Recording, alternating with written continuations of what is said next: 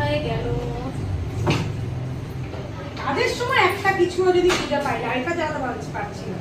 বলছে কি শোনো না, সামনে তো ছেলের জন্মদিন, এই গরমে কিন্তু আমি ঘরে বসে রান্না করতে পারবো না, বুঝলে? তুমি কিন্তু ভালো একটা হোটেল থেকে কিছু খাবার অর্ডার করে দিও, আমি ছেলের জন্মদিনে ওগুলোই ওর বন্ধুদের দিয়ে দেবো। এই যা গরম পড়েছে, আমি এই গরমে লাইটারটা তো খুঁজেই পাচ্ছি না, কোথায় রেখেছো জানি না।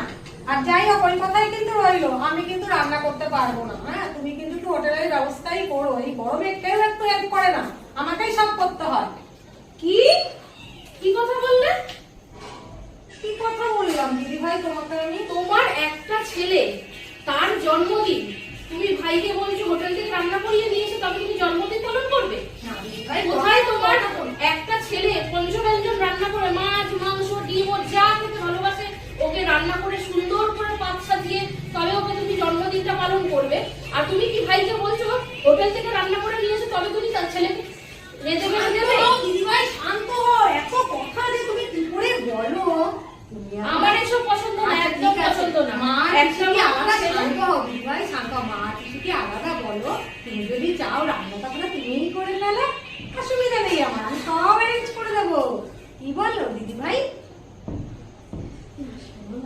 হ্যাঁ বলো দিদি ভাই, বলো। একটা কথা বলি। না না, ওকে আসতে হবে না, তুমি ওখানেই দাঁড়াও, দিদি ভাই করে দেবে সব, অসুবিধা নেই। শোন না ভাই, সত্যি তো গরমটা প্রচুর পড়েছে। হ্যাঁ, তুই একটা কাজ করি, তোর যেটা বলছে তুই তাই করিস।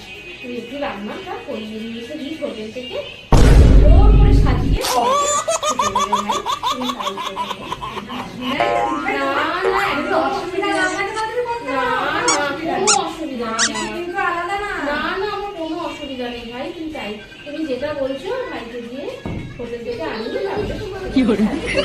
আমার কোনো করে দাও না, অসুবিধা নেই। আজকে রান্নাটা তুমি করো না না। না, আমার কোনো অসুবিধা নেই। দেখো, পারবে তো? তোমার কথাই শেষ কথা।